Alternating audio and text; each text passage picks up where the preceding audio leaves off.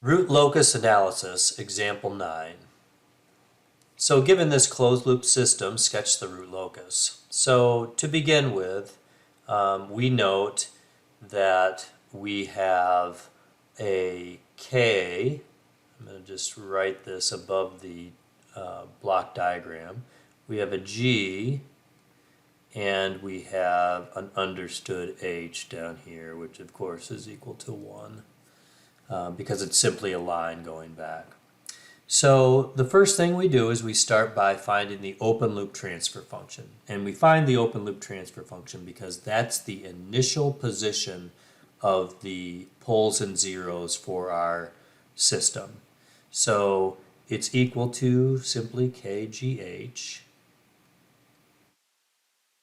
So the K is a little k, so a lowercase k. So I'll just draw it like that.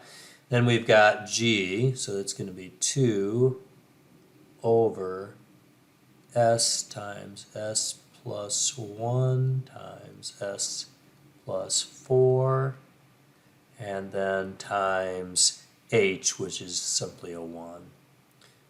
So overall, it's 2 little k over S times S plus 1 times S plus 4. Now, one thing that I want to say is sometimes this idea of this forward gain K, people want to just say, well, obviously this big K is equal to this little k in this case. They're two different, the fact that this is uppercase means it's not the same as this. I mean, I could have called this C or F or in any variable name. But what's important to note is that the forward path includes this too as well. So when we have 2k in the numerator like this, the root locus gain, which is called capital K, is going to be equal to that. So, and I wrote this little note about that so that you can be clear in your notes about that. So the next step, now that we know that, we see here very quickly that there's a pole at 0, a pole at -1, and a pole at -4. And there's no zeros in this. Okay, so now we'll do the closed loop transfer function. And that's going to be the transfer function that you would normally get from a closed loop system like this. So that's going to be C over R, and that's going to be equal to 2k all over S times S plus 1 times S plus 2 plus 2k. And you could find this any number of ways, but for sure, just using the typical C over R equals the forward path all over kg over 1 plus kgh. And that would give you this. And that, of course, that plus is because this feedback is negative. So ultimately, we can rewrite this to say 2k over s cubed plus 5s squared plus 4s plus 2k, just like that. And again, you can go ahead and find the locations of the poles and zeros. So poles would be equal to 0, -1, -4, and the zeros would be none. There are no zeros for this. Okay? So we'll keep going. So we note that if we're drawing the root locus, we've got to determine our branches. And the number of branches of a root loci is the number of poles. So there are 1, 2, 3, so 3 poles. And if we follow the branch rules, we can determine exactly, where those branches are going to exist. And to do that, I'm going to just draw a little pole 0 map. Okay, not a great picture, but it'll suffice. -3, -4, -5.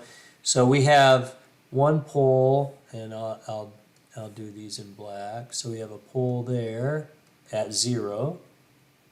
We have a pole at -1. And we have a pole at -4. So -2, -3, -4. So we have those 3 poles. And following the root locus branch rules, we know that there must be an odd number of poles plus zeros to the right of any branch. So between these 2 poles, does a branch exist? The answer is yes, because there's one pole to the right of this green branch, and it's the one at 0. What about here, in this area right here?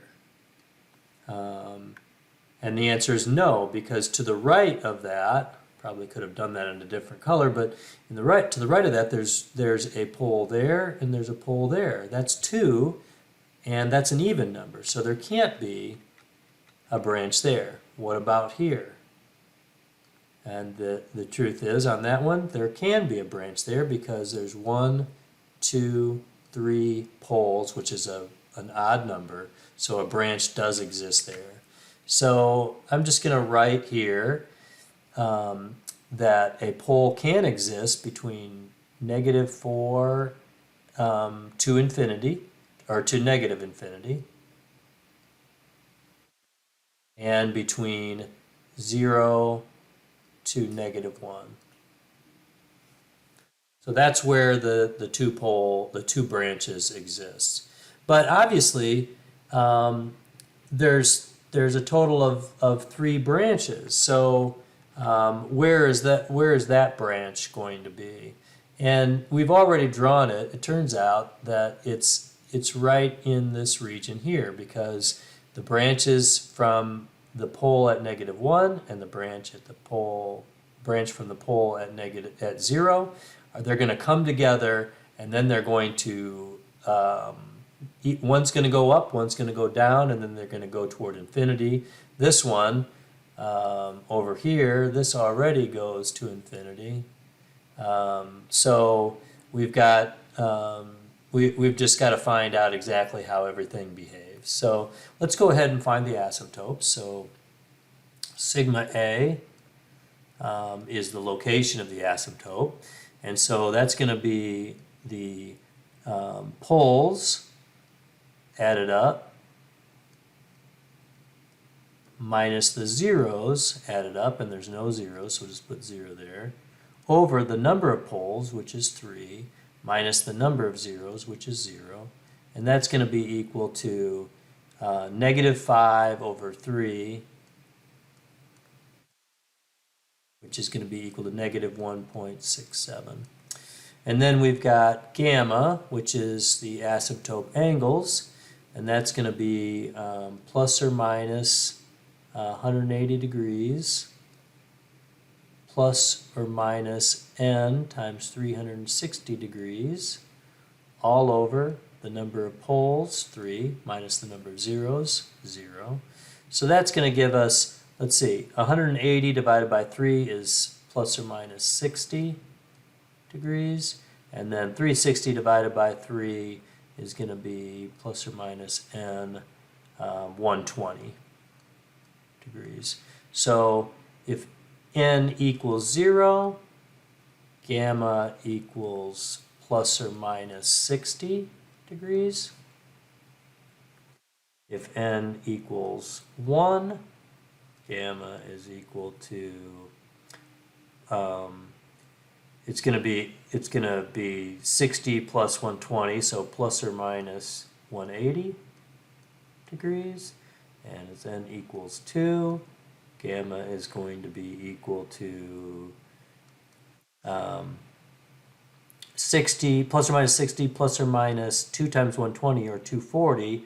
That's going to be plus or minus 300 degrees. And these two are identical. They're the identical angle. Okay. So because these branches meet at the real axis, the exact location probably won't change on our root locus plot too much. So in other words, this point right here, we don't know exactly where it's going to be. I don't know if you can see the cursor, but I'm right between x equals 0 and x equals -1. The breakaway point, sigma sub b, is really somewhere in between. It's probably not exactly in the center due to this pole being here, the one at -4, but it's going to be pretty close. Okay, so we'll keep going, and rather than drawing this, I'm just going to drop one in right here, and there we go. There's the root locus. So let me point out a few things. So first of all, here's sigma sub a at negative. So here's -1 right here. It's actually drawn in, but that point right there is -1.67. The angle, the angles for the asymptotes are here and here, plus or minus 160. And as you recall from the previous page, there's also one at plus or minus 180. Well, 180 is, like that. That's the angle. So it's actually it's right along here, plus or minus 180. Whether you start, on the positive real axis and go minus 180 or positive 180, both of them are going to land just like that. So we see very quickly that that this branch of the root locus is right on the asymptote, and it starts at -4 and goes off to a 0 at -infinity. These two guys, this one right here and this one right here, they come together, and somewhere in the middle, we didn't figure out sigma b exactly, but somewhere in the middle, they break away, and one goes up and the other goes down. And they're going to, when they get off to infinity, they're going to become tangent to the asymptote lines. And so you kind of can see that in my sketch here. But that's how you sketch a root locus. And if you want to see that done in MATLAB, I will show you that as well. And whoops, let me move some things out of the way here. There is the MATLAB version of that, and you can see they're very close. In the MATLAB version, obviously, you can see, the three poles. The red is the one that goes off to infinity. The green here heads down there. Now, I don't have any asymptotes drawn in here, but but you can see that they follow a very same path, and then this one goes off to infinity as well. So, and very easy to plot those in MATLAB, very simple little program to do that. So that root locus is what we used, or is what we found from this diagram, this closed loop system with 3 poles, no zeros, and very simple to follow through the steps with the asymptote, position and angle, and then to sketch that out. Again, on this one, because 0 and -1 were so close together, sigma b, we could calculate it exactly, but our sketch drawing would not look very different. So there you have it. That's the root locus for the 3-pole system.